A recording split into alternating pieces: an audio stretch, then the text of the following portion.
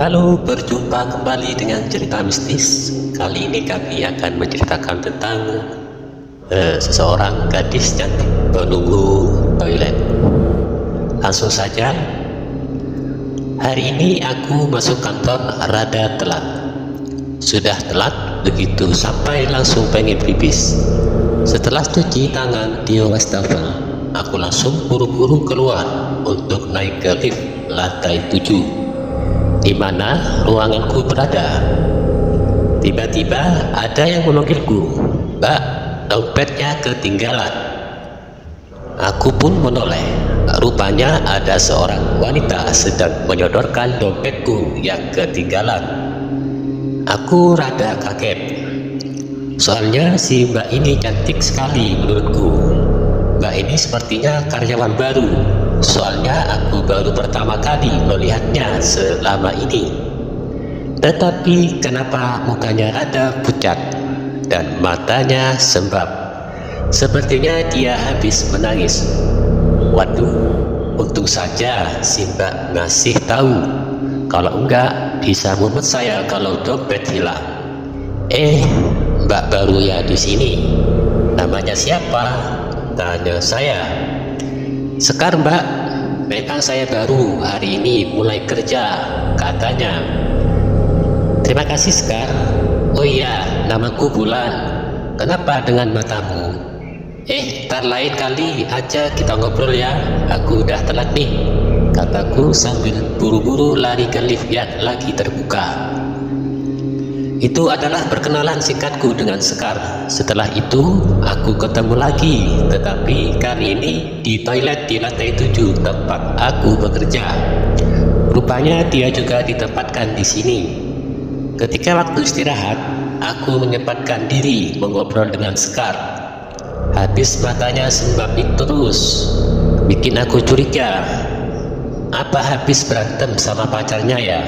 Atau dia ada masalah dalam keluarganya? Kan bisa saja. Tapi ternyata bukan karena itu. Sekar bercerita bahwa dia suka menyesali nasibnya. Dan entah mengapa dia bercerita sambil terisak padaku.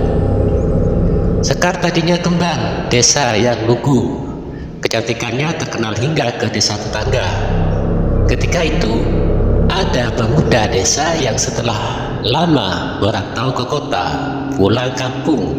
Semua orang memujinya. Si Agung, pemuda yang berhasil. Dia datang dengan motor yang keren, juga gaya dan model yang beken. Di sini dia warawiri, mentraktir orang, menunjukkan bahwa dia tajir. Agung agresif mendekati Sekar. Dia mengajak Sekar merantau ke kota. Ia mengiming-imingi bahwa di desa ini perempuan tidak akan jadi apa-apa. Apa yang bisa diharapkan dari sawah yang hasilnya tak seberapa. Namun di kota, Sekar bisa jadi model terkenal. Agung membawa majalah perempuan terkenal ibu kota dan menunjukkan pada Sekar. "Lihat Sekar, kamu bisa lebih dari ini. Kamu gak kalah cantik dibanding mereka." Agung terus membujuk dan merayu. Dan ternyata orang tua Sekar yang didekati Agung juga merestui Sekar ke kota. Akhirnya Sekar pun berpikir, ya apa salahnya mencari peruntungan di kota? Toh di sini juga tidak ada apa-apa. Mereka miskin dan kemiskinan ini terasa begitu menjerat, apalagi dalam hatinya. Sekar merasa jatuh cinta pada Agung yang kelihatan keren ini. Di kota, nasib Sekar tidak semanis madu. Dia disekap di sebuah rumah dengan beberapa perempuan lain. Kalau Agung datang, Agung hanya mengatakan proses rekrutmennya memang seperti itu. Sekar memang melihat perempuan yang bersamanya cantik-cantik semua. Hingga tak berapa lama mereka dibawa ke suatu tempat. Di sini Sekar diharuskan bekerja di bar dan memakai baju seminim mungkin. Sekar mencoba protes dan memberontak, tetapi itu semua sia-sia. Banyak penjaga di mana-mana, lelaki bertato dan berbadan tegap. selalu sigap mengawasi mereka. Malam pertama tiba ketika ada seorang lelaki menggoda.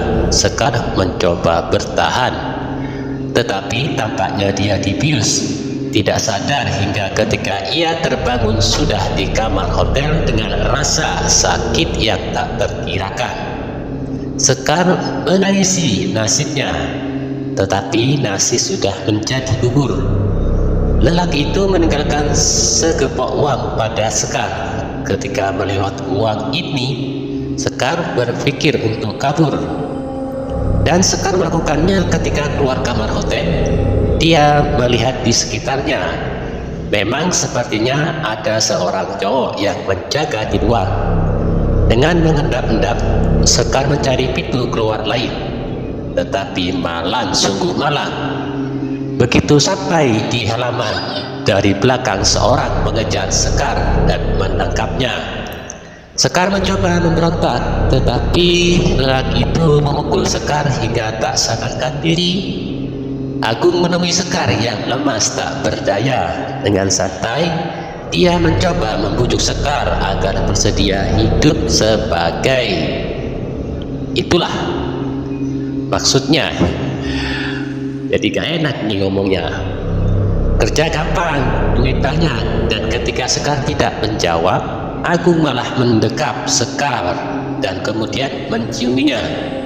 Sekar memberontak, tetapi Agung menggitukan Sekar. Intinya itu-itulah.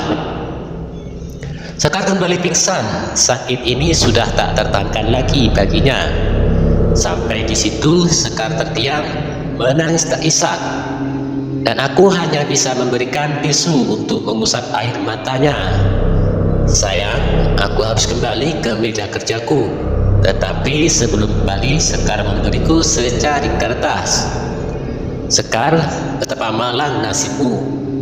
Cerita hidupnya benar-benar mengganggu konsentrasi kerjaku. Pedih sekali rasanya hati ini, dan aku juga penasaran bagaimana dia bisa bekerja di sini dan apa yang bisa kulakukan untuk membantunya. Namun tiba-tiba aku ingat dengan secari kertas yang diberikan Sekar. Kertas itu dibuka dan ternyata hanya berisi sebuah halaman.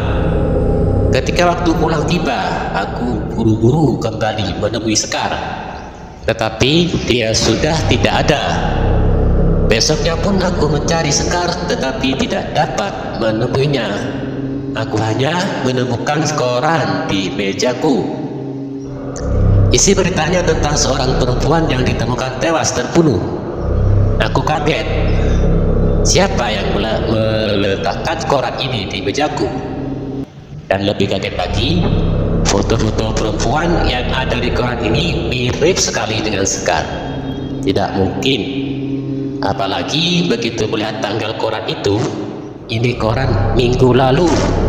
Tiba-tiba aku merinding. Sekar, apa yang ingin kamu sampaikan padaku? Terima kasih. Dan sampai berjumpa kembali di cerita misteri.